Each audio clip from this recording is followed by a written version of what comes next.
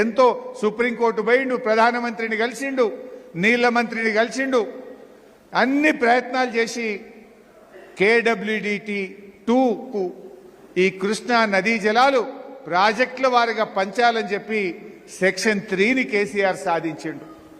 ఎందుకు ఈ ముచ్చట చెప్తున్నాను మీరు అనుకోవచ్చు. గత 3 రోజుల నుంచి ఢిల్లీలో ఆంధ్రప్రదేశ్ ప్రభుత్వం ట్రిబ్యునల్ ముందు వాదనలు వినిపిస్తుంది. ఆ కృష్ణా నదిలో నీళ్ల పంపకం మీద మొన్నటిదాకా మన ఇంజనీర్లు, మన లాయర్లు వాదించారు. ఇప్పుడు ఆంధ్రప్రదేశ్ వాదిస్తున్నది. ఆంధ్రప్రదేశ్ లాయర్లు పోయి ట్రిబ్యునల్ ముందు ఏమంటున్నారు తెలుసా? జడ్జి గారి ముందు తెలంగాణ ఉద్యమం రాజకీయాల కోసం అయిందట. తెలంగాణ ఉద్యమం నీళ్ల కోసం కాదు, తెలంగాణ ఉద్యమం ప్రజలది కాదు, తెలంగాణ ఉద్యమం ఇదొక రాజకీయ ఉద్యమం అని చెప్పి ఆంధ్రప్రదేశ్ న్యాయవాదులు, ఇంజనీర్లు ట్రిబ్యునల్ ముందు వాదిస్తుంటే ఈ అడ్డిమారి గుడ్డు దెబ్బ ముఖ్యమంత్రి, ఈ తెలంగాణ ద్రోహి రేవంత్ రెడ్డి, ఇంకొక ఆయన ఉత్తుత్త మంత్రి ఉంటాడు ఉత్తమ్ కుమార్ రెడ్డి, ఈ ఇద్దరు కూడా సిగ్గు లేకుండా నోర్లు మూసుకొని సప్పుడే కూర్చుంటున్నారు. 3 రోజుల నుంచి తెలంగాణ ఉద్యమాన్ని కించపరిచే విధంగా ఆంధ్రప్రదేశ్ ట్రిబ్యునల్ ముందు వాదనలు వినిపిస్తుంది. అంటే ఇవాళ అమరుల త్యాగాలు ఉత్తయేనా? లక్షలాది కోట్లాది మంది తెలంగాణ ప్రజల పోరాటం ఉత్తదేనా? ఇవాళ మా నిరుద్యోగ యువత, మా TNGOలు, మా రిటైర్డ్ ఉద్యోగులు, మా కుల సంఘాలు, మా ఆర్టీసీ, మా సింగరేణి, మా కార్మిక సంఘాలు, మా జర్నలిస్టులు చేసిన పోరాటం ఉత్తదేనా? ఇదంతా ఉత్తదే, ఇది రాజకీయ ప్రేరేపితమైన ఉద్యమమని ట్రిబ్యునల్ ముందు ఆంధ్రప్రదేశ్ ఇవాళ తెలంగాణ ఉద్యమాన్ని అవమానపరిచే విధంగా నిన్న మొన్న ముచ్చటిది 25, 26, 27 3 రోజులు ఆంధ్రప్రదేశ్ ఇదే మాట్లాడుతున్నది. మరి ఆంధ్రప్రదేశ్ అట్లా మాట్లాడితే తెలంగాణ లాయర్లు మాట్లాడొద్దా? తెలంగాణ ఇంజనీర్లు లేచి దాన్ని ఖండించొద్దా? తెలంగాణ ముఖ్యమంత్రి నా ఉద్యమాన్ని, నా ప్రజలను, నా ఉద్యమకారులను ఎట్లా అవమానిస్తామని మాట్లాడే బాధ్యత ఈ ఉత్తుత్త మంత్రికి, ఈ ముఖ్యమంత్రికి లేదా?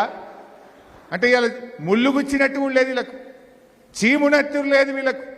తెలంగాణ ఉద్యమాన్ని ఆంధ్రప్రదేశ్ ట్రిబ్యునల్ ముందు అవమానిస్తుంటే, మన నీళ్లు దోచుకపోయే ప్రయత్నం చేస్తుంటే ఇలా నోరు కూడా మెదపకుండా పడి ఉన్నారు వీళ్ళు. కేసీఆర్ తెలంగాణ తెచ్చిండు, నీళ్ల కోసం ట్రిబ్యునల్ తెస్తే గా హక్కు తెచ్చుకునే తెలివి లేదు.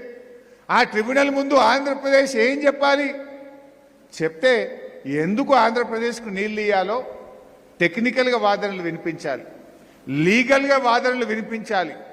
లీగల్గా మాట్లాడతలేరు, టెక్నికల్గా మాట్లాడతలేరు, కేవలం మన మీద బురద జల్లుతా ఉన్నారు. మన ఉద్యమాన్ని తక్కువ చేసి చూపిస్తా ఉన్నారు.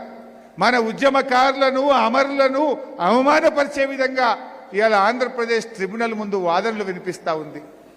ఇప్పటికైనా ఓ ఉత్తుత్త మంత్రి, ఓ అడ్డిమారి గుడ్డి దెబ్బ ముఖ్యమంత్రి కళ్ళు తెరవండి, సోయి తెచ్చుకోండి, ఆ కృష్ణా ట్రిబ్యునల్లో తెలంగాణ వాటా సాధించండి.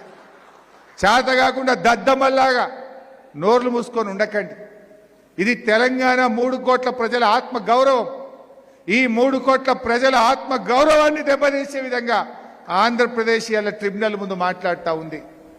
ఎందుకంటే నీవు ఉద్యమం చేయలేదు, నీకు ఉద్యమకారుల విలువ తెలియదు, ఉద్యమకారుల పౌరుషం తెలియదు, తెలంగాణ ఆత్మగౌరవం నీకు అంతకంటే లేదు రేవంత్ రెడ్డి.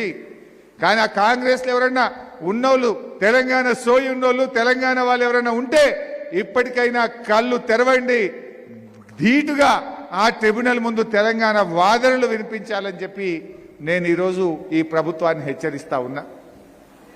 ఏది ఏమైనా ఇవాళ తెలంగాణ రాష్ట్రం ఏర్పడ్డది కనుకనే పచ్చని పంటలు కనబడతా ఉన్నాయి, 24 గంటల కరెంట్ వస్తూ ఉంది, ప్రతి ఇంటికి త్రాగునీరు వస్తూ ఉంది, 1 కోటి ఎకరాల మాగానిగా తెలంగాణ మారింది.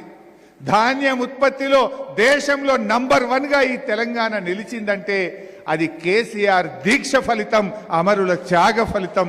నవంబర్ 29 దీక్ష చేపట్టిన దినం యొక్క ప్రాధాన్యత.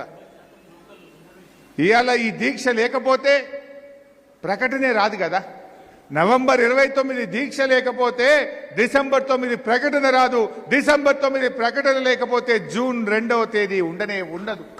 అవి ఉన్నాయి కనుకనే ఇవాళ తెలంగాణలో ప్రతి ఇంటికి స్వచ్ఛమైన త్రాగునీరు వస్తుంది. 1 కోటి ఎకరాల మాగాణిగా మారింది.